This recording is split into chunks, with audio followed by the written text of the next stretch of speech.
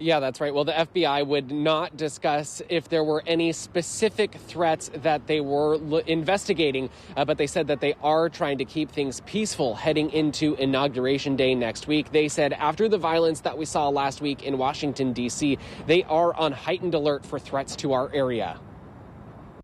Across Oregon, law enforcement say they are preparing for anything that could come. Oregon's FBI says it is running a command post to collect information and coordinate with other law enforcement agencies about any potential threats.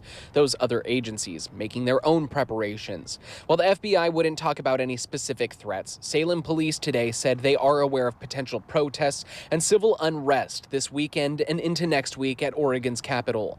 The Capitol in Salem has already seen a number of demonstrations, including a violent protest on December 21st, where people tried to force their way into the Capitol building as lawmakers held a special session.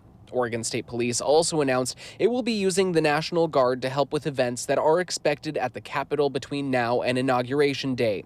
In Portland, a city that has seen well over 100 days of protests and riots, police say they do not know of any specific threats to the city. However, Chief Chuck Lavelle says police are staying vigilant for any criminal gatherings. Lavelle says police have been planning for Inauguration Day and are working with local and federal partners. The FBI today saying after last week, it needed to address the public on these safety concerns. Quite simply, the national attention that this entire episode on 6 January has caused for everybody, but then you overlay that, the local events here in Portland, even in Salem recently. Obviously, this community has every right to be concerned given everything they've seen. This week, a memo from the FBI said it was aware of protests planned at state capitals in all 50 states this weekend. Salem police say that people are encouraged to avoid the state capitol this weekend and next week around Inauguration Day. And both the House of Representatives and the Senate in Oregon say that no committees will be meeting next Tuesday or Wednesday at the state capitol out of caution.